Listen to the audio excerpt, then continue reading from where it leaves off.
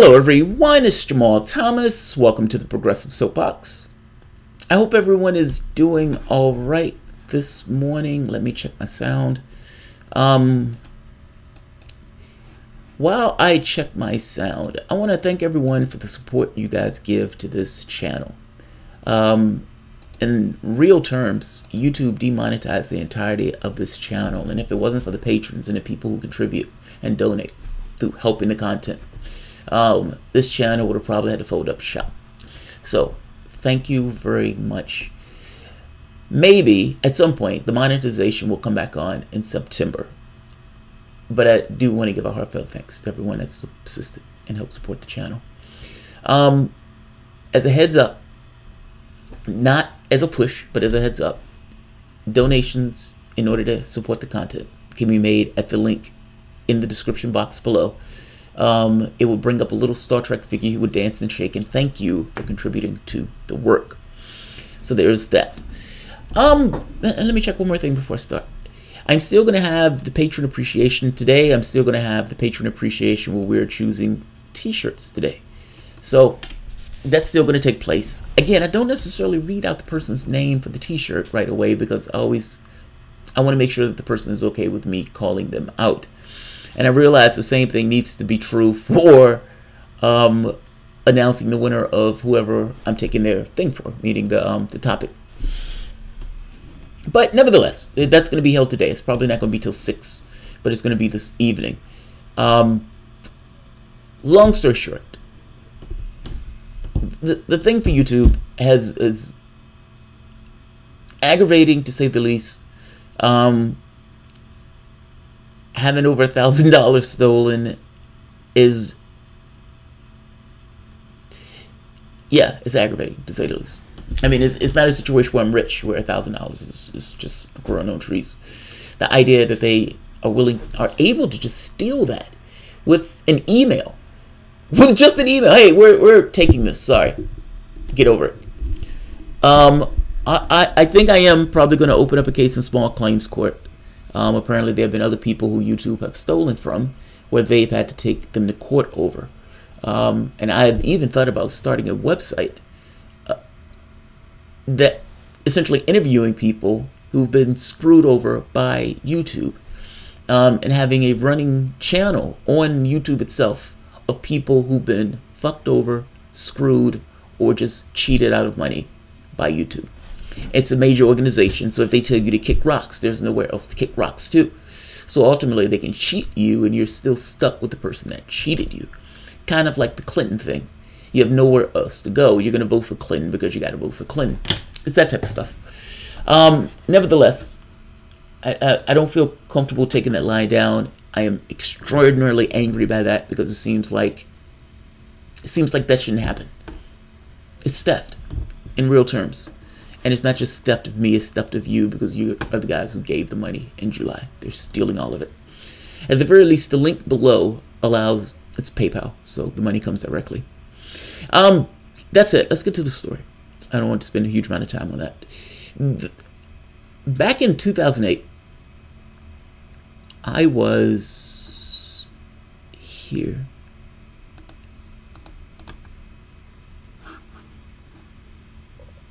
This was me back here. I'm the dark brother. And no, I don't know any of these people. I was on a cruise on the Now. We were with a tour group. Now, I don't know who these people are. I was traveling by myself. I was in Egypt. And then I was just kind of going from place to place. I didn't necessarily have any location where I needed to be or where I was going to. It was literally just traveling. I was ill. I had lost my job. After being ill, I was fired while I was in a hospital. And I had a little bit of a cushion of cash working as a software engineer. So I said, screw it. Let's go traveling. I went to Amsterdam first. Egypt was my second trip. Now, this guy was hilarious. The family didn't speak a lick of English. One guy, Hector, spoke English, spoke Hebrew, and I think he spoke a little bit of Arabic. He was the translator between me and the family because they allowed me to hang out with them while we were traveling because they felt that I was lonely, or they didn't necessarily want me traveling alone. So they were being very nice and hospitable. They were from Argentina, and they gave me an open invite to meet them in Argentina. In one of the places, this is another picture. I don't know the name of this tomb, and if I'm being honest, at a certain point, these tombs start to blur. Here's another one by itself without the people. Another stop on the Now tour. I think it was like 3 days on the boat. This is me. Camel. One of my favorite pictures. So while we were together, I think we were here at this location. I was here by myself, but we also came here. I'm sitting on a camel. Maybe not here, it's a different location, but nevertheless, I'm sitting on a camel. And as I sit on this camel, I'm with a few other guys. And the guy who couldn't speak English turns around and said, "Go Obama. Go Obama." Now, he could say Obama, he couldn't speak the rest of English. Why do I bring this up? Why is this relevant to today's conversation? During that time, Obama was running the election and he was pushing for healthcare. He was trying to get a public option through and say he is going to change and revolutionize healthcare in America. I am like, yes, go Obama indeed. And I remember saying healthcare should be a gimme. I was having a conversation. He barely spoke English, but he spoke enough English where we could say that. And I remember getting back into the country where there was all this chaos and havoc about healthcare. And what was at one point a public option slowly receded into what has become known as Obamacare. Now, right here, you can see it take place in almost real time. Listen at the language he's using here. We are still early in this process. So, we have not drawn lines in the sand other than that reform has to control costs and that it has to provide relief to people who don't have health insurance or are underinsured. Those are the broad parameters that we've discussed. There are a whole host of other issues where ultimately I may have a strong opinion, and I will express those to members of Congress as this is shaping up. It's too early to say that. Broad parameters? Just so you're clear, Jake Tapper asked him a question about healthcare and whether or not, if you lower the cost of healthcare, would that adversely affect, let's say, healthcare insurance companies? And this is why. Obama said that people were going to be able to keep their health insurance plans. Tapper made the question, if you put this forward, meaning a public option, and if the public option does what the public option should do, and that's lower costs because people were getting hosed in costs, and if the public option that you put forth becomes a better plan than the plan that those people have, meaning and lower costs, wouldn't those people be more inclined to jump to another company? And the question that Tapper asked was somewhat ridiculous. If it's a better plan, then people would just leave their plans for a better option. Tapper's point was, if you offer a better plan, wouldn't people be incentivized to go to a better plan? And wouldn't that, to some degree, undermine the idea of them keeping their healthcare plan? The question, I'm not going to go to the question, but this is a backslide. Broad parameters. You said public option. You said it often on the campaign trail. And now it's broad parameters. Broad parameters. Do you know part of those broad parameters was that the Medicare couldn't negotiate with drug companies?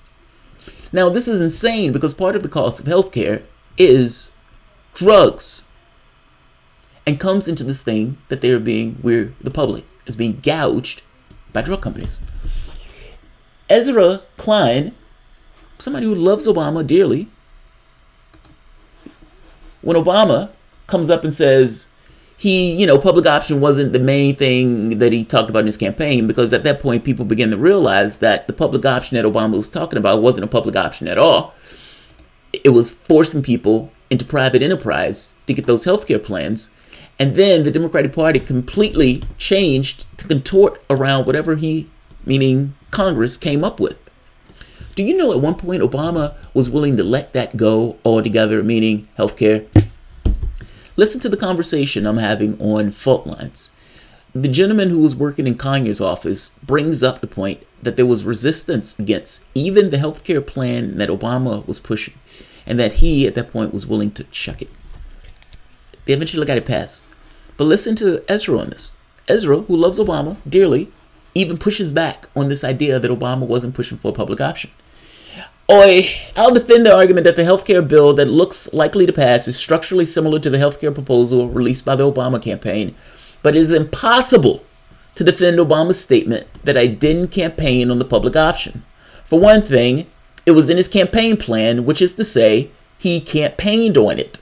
The proposal, PDF, assured voters that Obama plan would establish a new public option, new public insurance program available to Americans who neither qualify for Medicaid or CHIP or have access to low insurance through their employers. Why did Obama want to do this? The reason is pretty straightforward.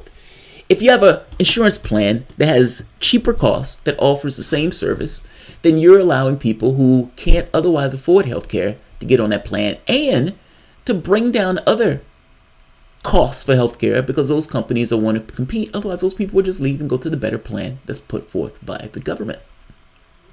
That's what it boils down to. Obama didn't think he could get it passed. And not just didn't think he could get it passed, he had resistance even to just the thought of a public option. That's not single payer. This is just a government-run healthcare that other people can use if they couldn't afford their own healthcare or if insurance company is high. It was a way of trying to control costs in the capitalistic model. Do you know today, however, back then where they didn't even think they could get it passed, the poll, not just for the public option, but for Medicare for all, is dominating. It explodes through the gate as being popular. This is a Reuters poll that was just released. My point here is this. There's been a fundamental sea change in how the public sees this.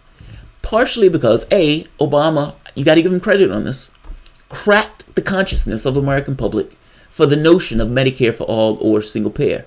What he was proposing wasn't single payer, but Republicans casted it as if it was a government takeover of healthcare. It wasn't. It was a private giveaway. But regardless of what it was, what they casted it as was a public takeover. It was socialized medicine. And within the public consciousness, this has been soaking for 8 years. It hasn't done what they wanted it to do, meaning it controlled costs, kind of. I mean, you had costs jumping 50% in some cases because at the end of the day, you still left private enterprises being the main driver of healthcare.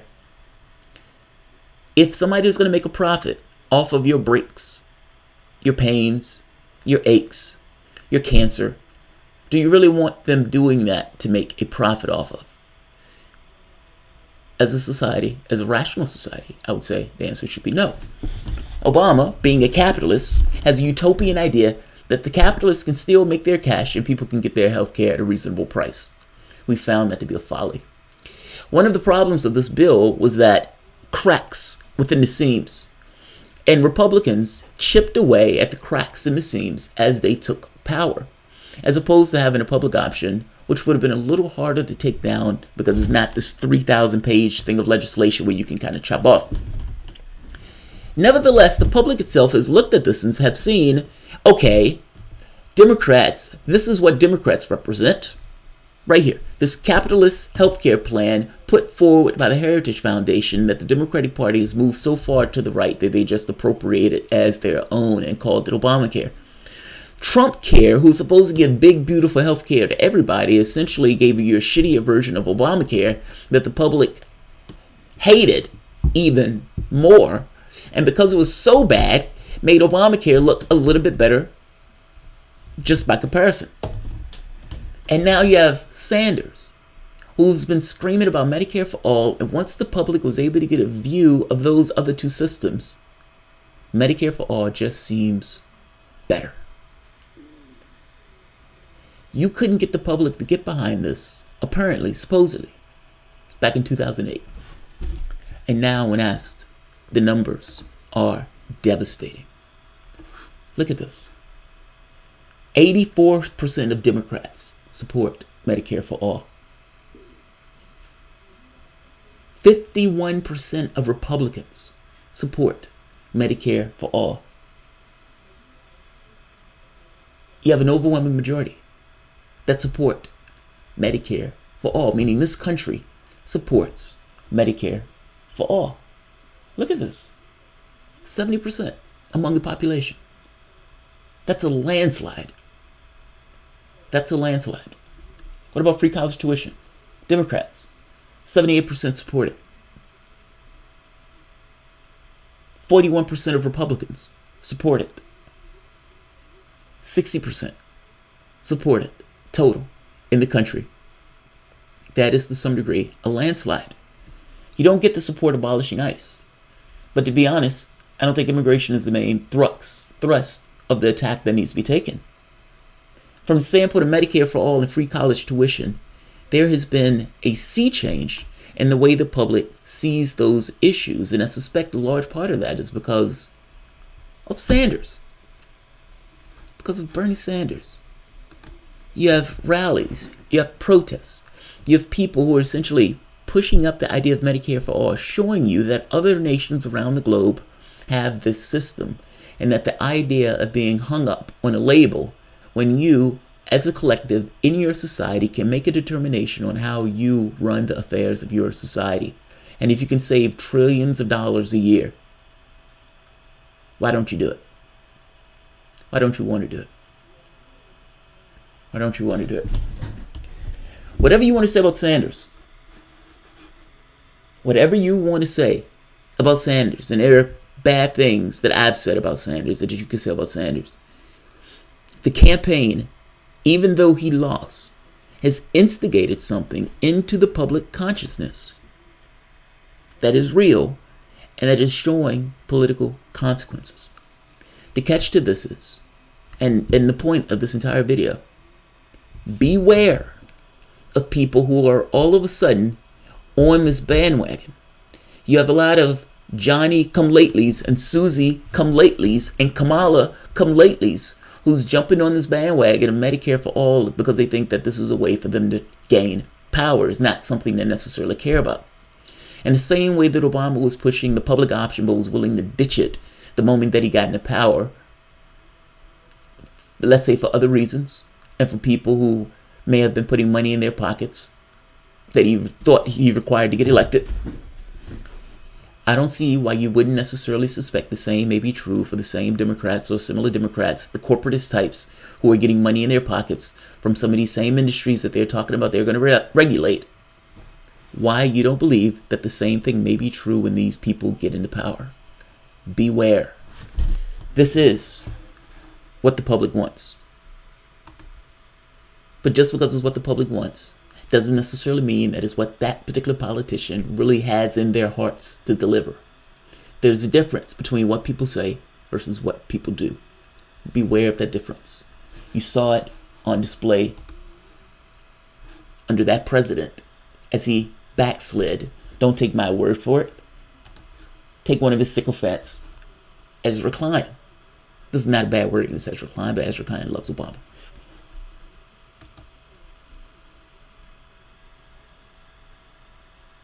If this was the case with this corporatist, why wouldn't the same be true with the next? Beware. That said, the country is on your side from the standpoint of the moral choice of healthcare and the fiscally sane choice of ensuring everyone in healthcare.